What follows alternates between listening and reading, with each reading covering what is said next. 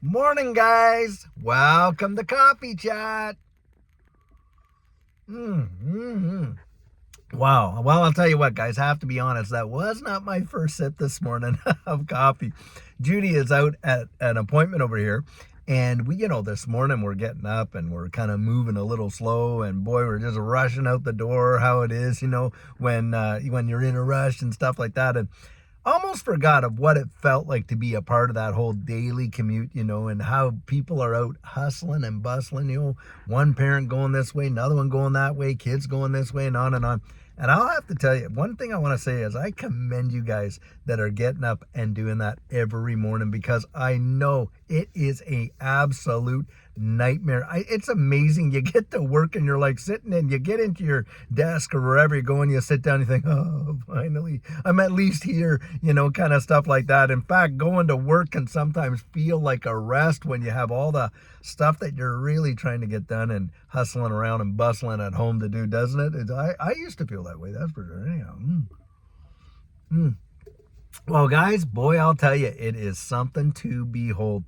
You're reading the comments and of all the videos, and not just my own, but other videos too and stuff like that. And of course, you got all these guys out there. It would not make a difference. If XRP went to $5 overnight, these guys would say, well, it wasn't 10, and stuff like that. It makes me laugh. It really does, because, they're like, oh, well, of course, just another pump and dump for XRP. Pump and dump? You got to be kidding, right? So what happened to Bitcoin there? Wow, Bitcoin went up, went what, 70 some $1,000 there, and then it had dropped all the way down to what, 67,000 and stuff like that. Do you think these guys are out there, oh, Bitcoin's a big pump and dump? Not on your life. And where is it now? Well, Bitcoin's back up there at 72,000 or something like that, and it's trying to challenge that 73,000 level right there and break it. XRP goes up to 74 cents, comes down to what, 69, 67, something like that. Oh my gosh, has to be a pump and dump.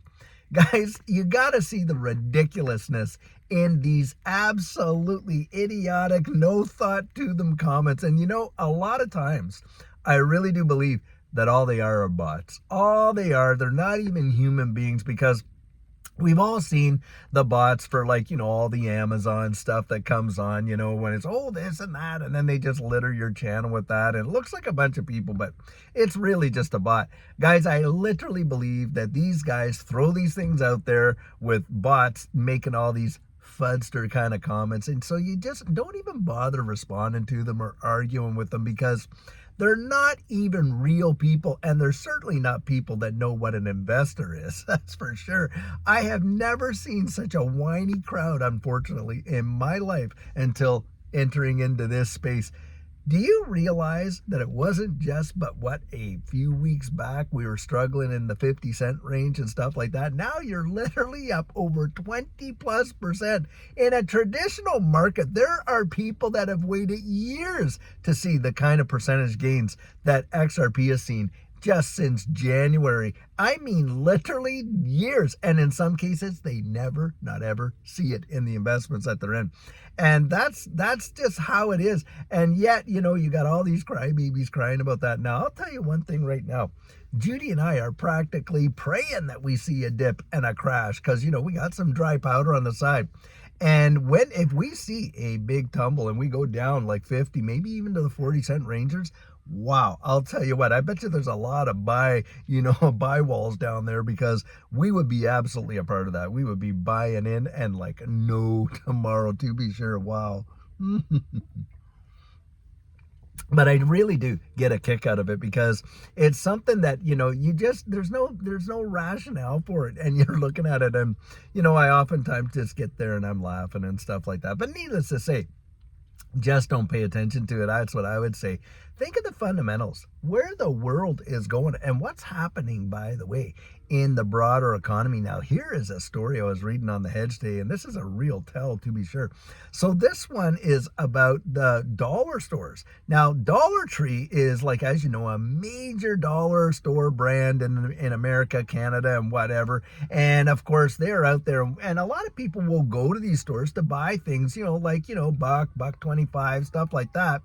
And get this, they missed their earnings report. And you know what they're doing, guys? They're closing 6 stores across the country. Yep, 600 stores. The Dollar Tree. Now think about that. If the Dollar Tree is really, really hurting, where things are just a buck, majority of things are all just a buck in there, that just speaks volumes, man. They're not even hitting their own numbers, and yet we're supposed to believe that the economy, the broader economy, is really doing well and stuff like that. Not in your life.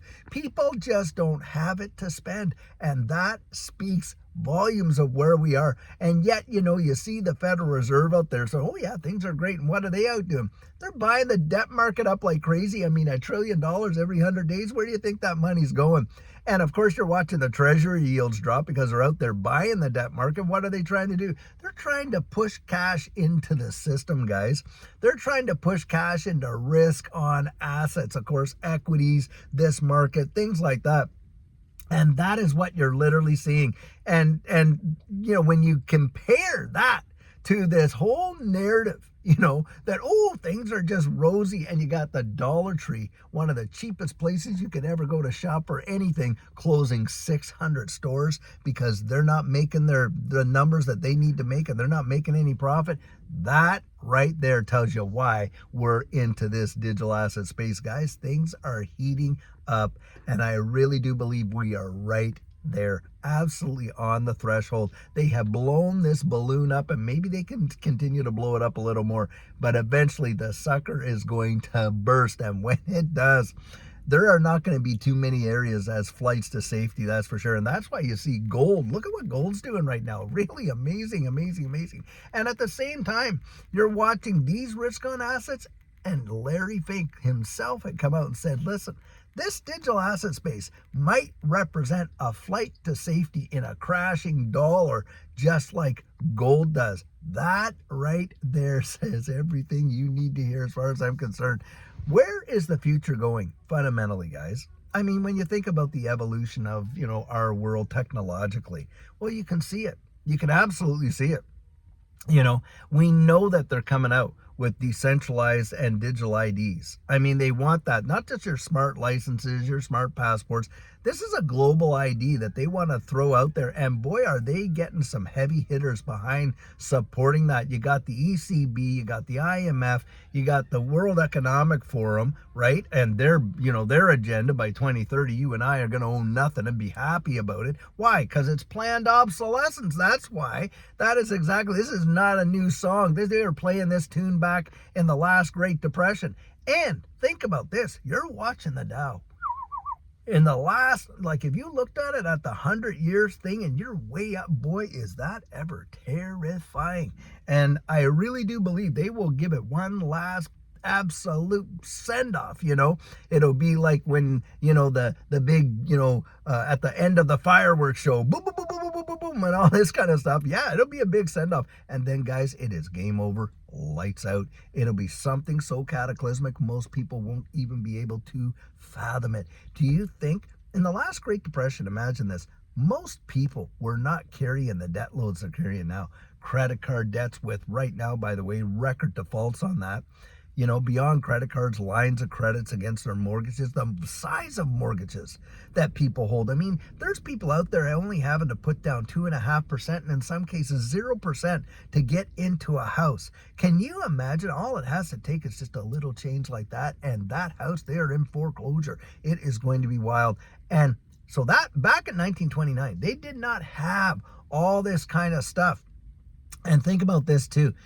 30% of the economy was unemployed in the last Great Depression. What they're projecting in this next big thing is a 50% unemployment rate in an absolute cataclysmic crash where the consumer debt levels are off the Richter scale. Can you fathom what that is going to do to people when they have all these car loans? Look at all the cars, and most people don't own them. And these mortgages, and like I say, the credit card debt and all that, I just pray to the Lord that mercy, because guys, I think it'll be absolutely beyond what we consider devastating. And guess what?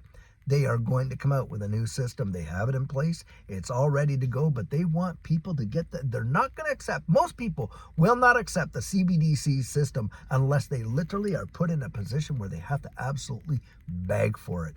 Absolutely beg for it. Why? Because conditions are going to be so bad that they're going to cry out for any kind of real world solution that they can come up with.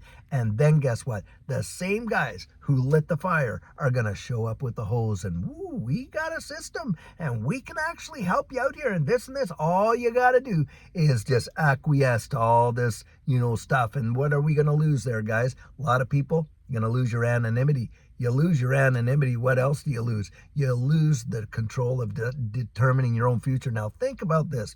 Under a CBDC system, if they want to move liquidity, because of course they can, program the monetary policy right into the monetary instrument, which is absolutely amazing. But needless to say, they could go out there and they could literally say, okay, guys, you have 30 days to spend your money, And oh, by the way, it has to be spent on this, this, this, and this. They can literally narrow it down to that level of control. Now, if they're forcing you to spend your cash, within a certain period of time, how do you save money? You ever thought of that? How do you have savings where you can kind of put it away for a rainy day? You don't get to have a rainy day, guys. They tell you when it's going to rain. And like every bank's from history, and this is true, they'll give you an umbrella when it's shining and take it away when it's raining. That's how the banks operate. That is literally how they come in. Oh yeah, we want to give you this line of credit. We want to do this and this and this. When you're solvent and you're on top of the world, they come out and they offer you everything, save, a free ticket to heaven. They offer you everything.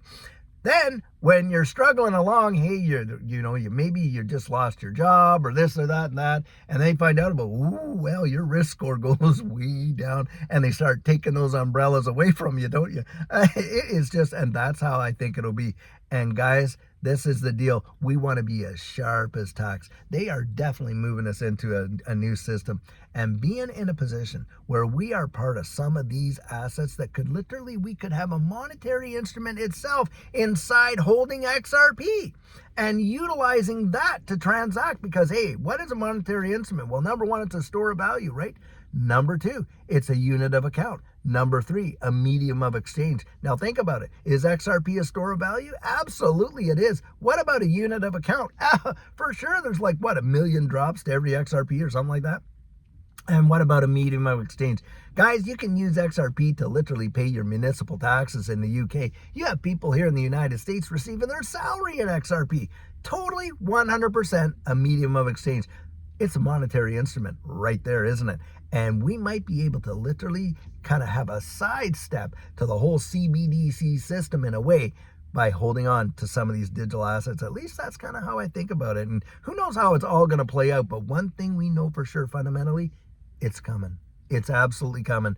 And we just need to be ready for it. Guys, don't listen to the narrative and don't listen to these idiotic fudsters in the chats that say, oh, big pump and dumps and all that. Guys, that day's going to come when we're going to we're going to weep for prices. I really believe it, like what we see right now. And in fact, I'm hoping that we see a big correction fairly soon so that we can actually load up the truck and for a lot cheaper. And ask yourself this just before I go. Have you made all your accumulation goals? Did you like accumulating at 40 cents and 50 cents over accumulating at 60 and 70 cents? I'm sure you did. Guys, let's hope we do see a correction in a way so that we can absolutely get in there and load up those bags, to be sure. Well, guys, I really hope you're going to have an amazing, fantastic day. It's a great one thus far. And later on, we're going to talk about something really phenomenal. There's some news items out there that I want to touch base on later this afternoon. We have an excellent video planned for you. So guys, until then, have a fabulous one and take care.